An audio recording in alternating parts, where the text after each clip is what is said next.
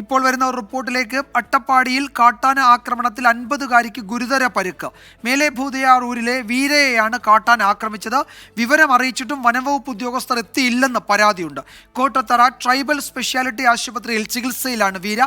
നിഖിൽ പ്രമേഷ് പാലക്കാട്ടു നിന്ന് വിവരങ്ങൾ നൽകും. നിഖിൽ, ആരോഗ്യനില ഗുരുതരമാണ് എന്ന് റിപ്പോർട്ടിൽ തന്നെയുണ്ട്. എന്താണ് പുതിയ വിവരം? ഈ ആന ആ മേഖലയിൽ, ഈ ജനവാസ മേഖലയിൽ തുടരുകയാണോ ഇപ്പോഴും?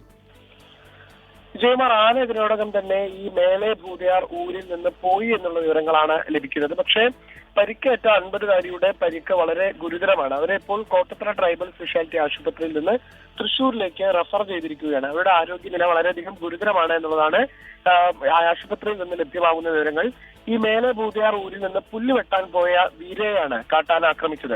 5 സ്ത്രീകളാണ് പോയിരുന്നത്. ആനയ്ക്ക് മുന്നിൽപ്പെട്ട ഇവർക്ക് ഓടാൻ കഴിയാതെ വരികയും ഇവരെ കാട്ടാന ആക്രമിക്കുകയുമായിരുന്നു. പുല്ല് വെട്ടി തിരിച്ചു വരുമ്പോഴാണ് ഇവർക്ക് നേരെ ആക്രമണം ഉണ്ടായത്. ഈ സംഭവം അറിഞ്ഞ് വനവകുപ്പ് ഉദ്യോഗസ്ഥരെ വിളിച്ച് വിവരം അറിയിച്ചെങ്കിലും കൃത്യസമയത്ത് വനവകുപ്പ് ഉദ്യോഗസ്ഥർ അവിടേക്ക് എത്തിയില്ല എന്നുള്ള ആക്ഷേപം ഈ പ്രദേശവാസികൾ ഉന്നയിക്കുന്നുണ്ട്. എന്തായാലും ഇവർക്ക് വിദഗ്ധ ചികിത്സ നൽകുന്നതിന് വേണ്ടി ഇവരെ ഇപ്പോൾ തൃശൂർ മെഡിക്കൽ കോളേജിലേക്ക് മാറ്റിയിരിക്കുകയാണ്. യെസ്, നിഖിൽ പ്രമേശാണ് വിവരങ്ങൾ നൽകിയത്. മേലെ ഭൂതയാർ ഊരിലെ വീരയെയാണ് കാട്ടാന ആക്രമിച്ചത്. ഗുരുതര പരുക്കാണ്. തൃശൂർ മെഡിക്കൽ കോളേജിലേക്ക് അവരെ മാറ്റും എന്നാണ് ഞങ്ങളുടെ പാലക്കാട് ബ്യൂറോ റിപ്പോർട്ട് ചെയ്യുന്നത്.